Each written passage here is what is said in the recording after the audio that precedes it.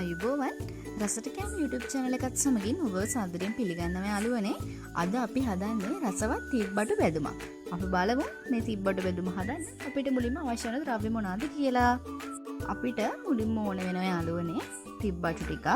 හොඳට හොදගෙන තමයි මම මෙතන අරන් තියෙන්නේ. ඒ වගේම ලොකු ලුණු ගෙඩියක් හීනෙල කපා අරගෙන උඹල කළ ටිකක්, සුදු ලුණු, කුරුඳු පොතු කෑල්ලක්, අමු මිරිස් ටිකක්, කරපිංච ටිකක්, අවශ්‍ය ප්‍රමාණයට ලුණු, කහ, කැරි මිරිස් ටිකක්, රටකචු ටිකක් අපිට ඕන වෙන යාළුවනේ. හරි අපි දැන් බලමු කොහොමද හදන්නේ කියලා. මුලින්ම යාළුවනේ තිබ්බටු ටිකට අවශ්‍ය ප්‍රමාණයට ලුණුයි කහ ටිකකුයි දාලා අපි මේක හොඳට කලවම් කරගමු.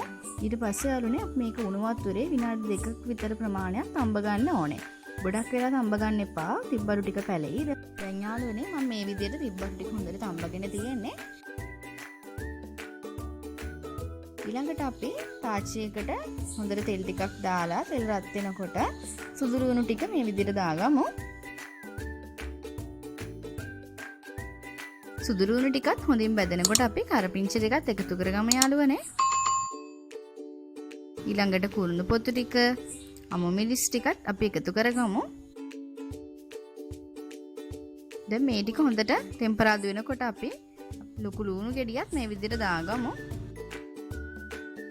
දැන් අපි හොඳට මේක මිශ්‍රණය කරගන්න ඕනේ.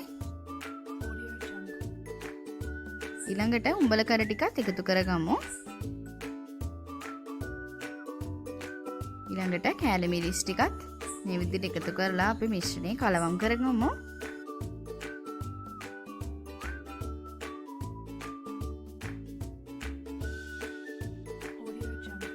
අන්තිමටම අපි අපේ තිබ්බටු ටිකත් දාලා හොඳට මිශ්‍රණය කලවම් කරගමු. ඇත්තටම යාළුවනේ මේ තිබ්බටු බෙදුම හරිම රසවත්. ඔයාලා අනිවාර්යෙන් හදලා බලන්න. මේ විදිහට අපි හොඳට කලවම් කරලා ටිකක් තෙල් එකේ ටෙම්පරාදු වෙන තියමු තිබ්බටු ටික.